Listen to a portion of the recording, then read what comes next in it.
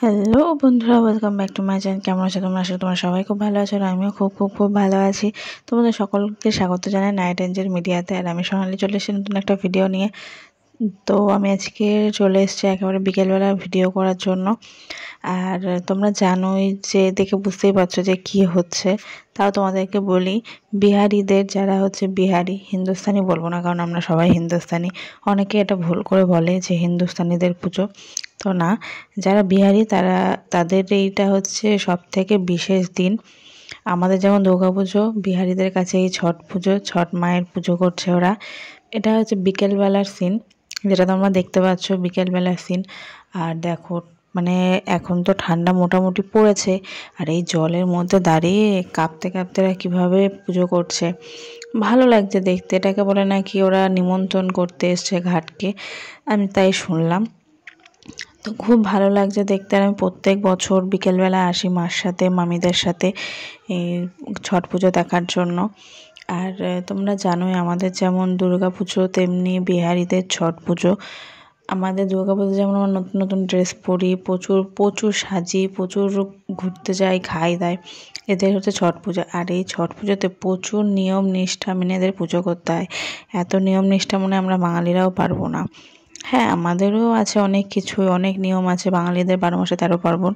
তেমনি এদের এই ছট পুজো প্রচুর নিয়ম থাকে, প্রচুর নিয়ম। এই যে সকালবেলা বিকেলবেলা এই যে যেভাবে হচ্ছে জলের মধ্যে নেমে সূর্যদেবকে প্রণাম করতে হয়, এই বাবা এই জিনিসটা ভীষণই মুশকিল।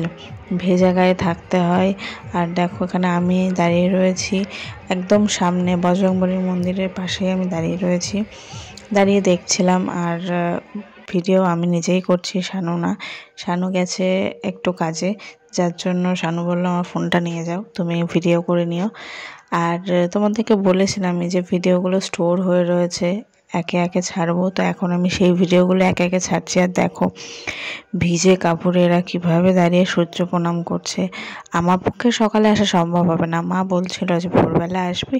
আজ না মা, আমার পক্ষে সম্ভব হবে না ভোরবেলা আসা, কারণ অত সকালে আমি আসতে পারবো না। এমনি আমার ঠান্ডার ধাত, ঠান্ডা লেগে যাবে, যার জন্য আমি বললাম না মা, আমি আসবো না। তো এখানে গেছিলাম আমি, মা আর আমার বৌদি 3 জন মিলে গেছিলাম প্রথমে। পরে মামি এসেছিলো, মাসি এসেছিলো, 2 ভাই এসেছিলো, মামাও এসেছিলো। তো দেখো ওদের কত কিছু লাগে। আর একটা একটা বড় সাইজের কলার কাঁদি লাগে, আর লাগে হচ্ছে কত রকমের এদের ফল থাকে। আর সব থেকে বেশি যেটা এদের বিখ্যাত জিনিস, সেটা ঠেকুয়া। কারা কারা ঠেকুয়া খেতে ভালোবাসো? আমি কিন্তু ঠেকুয়া খেতে খুব ভালোবাসি, খুব ভালো লাগে আমার ঠেকুয়া জিনিসটা।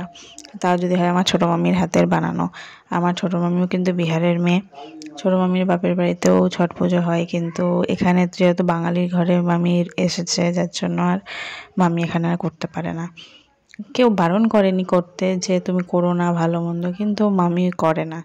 যাই হোক, তারপর দেখো ঘাটের সামনে থেকে চলে এলাম একটু মোড়ের মাথায় দাঁড়াতে। মোড়ের মাথায় দেখতে এলাম যে কিভাবে কি বক্স টক্স চলছে, কি হচ্ছে নাচ গানা, তাই দেখতে এলাম। দেখো 3টে বক্স মুখোমুখি দাঁড়িয়ে পড়েছে। আর কলার কাঁদিগুলো দেখো, মানে পুরো একটা কলার কাঁদিয়ে ওরা নিয়ে ঘুরে বেড়াচ্ছে। আর দেখো কিভাবে গানের লড়াই হচ্ছে, 3 দিক দিয়ে 3টে বক্স বাজছে। এরকম যদি একটা হার্টের পেশেন্ট থাকে সামনে, সে শেষ, তাকে আর বাঁচিয়ে রাখা যাবে না, সে 2 সেকেন্ডে শেষ। মানে এমন ডিজে বাজছিল। তো দেখতেই পাচ্ছ কিভাবে সব বক্স বাজাচ্ছে আর পাশ দিয়ে যাচ্ছে সব, যাদের ছট পুজোর নিমন্ত্রণ হয়ে গেছে তারা চলে যাচ্ছে। আর দেখো কত লোক, কত মানে এত লোক হয়েছে, তাও এবার কমই। এখন তো প্রত্যেক ঘাটে ঘাটেই ছট পুজো অনুষ্ঠানটা হয়। আগে যেমন আমাদের এই বড়বাজার মাঠে, বড়বাজারের ঘাটটা যেটায়, সেটাতে প্রচুর লোক আসতো আর ছোটো বাজার ঘাটে যেত। আর এখন তো সব জায়গাতে ঘাট করে দিয়ে এখন সব জায়গাতে লোক যায়, যার জন্য ওখানে কমে গেছে, অতটাও আর এখন আর হয় না। তাও এইটুকুই আনন্দ হয়। আর এত সবাই নাচছে, যেমন আমরা দুর্গাপুজোর ভাষায় নাচি, ঠিক সেরকম ওরা ওদের এই পুজোতে, ছট পুজোতে ওরা নাচছে, মজা করছে। কারণ ওদের তো এই কটা দিনই লাউ ভাত খাওয়া, মিষ্টি ভাত খাওয়া, তারপরে এরকম পুরো না খেয়ে থাকা পুরো একটা দিন। তারপরে একেবারে আবার সকালে আসবে, সকালে এসে পুজো করে তারপরে গিয়ে ওরা হয়তো কিছু খেতে পারবে। আমি সঠিক এখনও জানি না ওদের নিয়মটা, টোটালি কিছুই আমি জানি না। মামির কাছে যেটুকু শুনেছিলাম সেটুকুই তোমাদেরকে বললাম।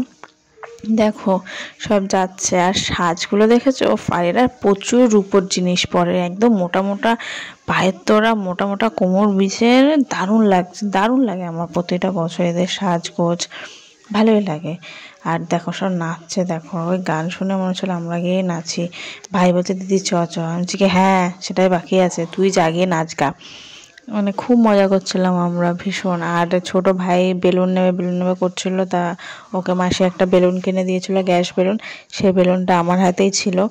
আর দেখো এখানে হচ্ছে কি সুন্দর ওরা নাচছে, মজা করছে, কতগুলো চোঙ লাগিয়েছে দেখেছো, বাবা রে বাবা।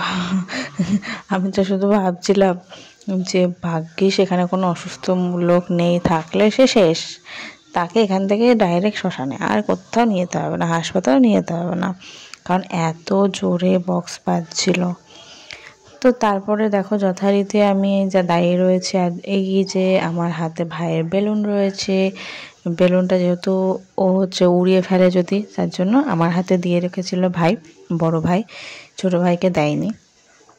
তারপরে এখান থেকে আমরা চলে গেলাম ঘাটের দিকে। আরে দেখো ভাই কিছুতেই যাবে না, ও এখন বন্দুক নেবে, কিন্তু বাড়িতে ওর অনেক বন্দুক রয়েছে, কিছুতেই বায়না, ও থামছে না। ভাবলাম যে ওর মনটা একটু ঘোরাই বলে, দেখো ওকে ডেকে দেখাচ্ছিলাম, দেখ আমি ভিডিও করছি, তো পুরো ক্যামেরাটা অফ করে দিচ্ছিল। দেখো আমি দূরে সরে গেছি বলে ওর আবার সে বায়না শুরু হয়ে গেছে। তো ভাইয়ের সাথে মজা করে সময়টা কেটে গেল। তো বন্ধুরা কেমন লাগলো জানিও। টাটা, আজকের মতো ভিডিওটা এখানে এন্ড করলাম, বাই।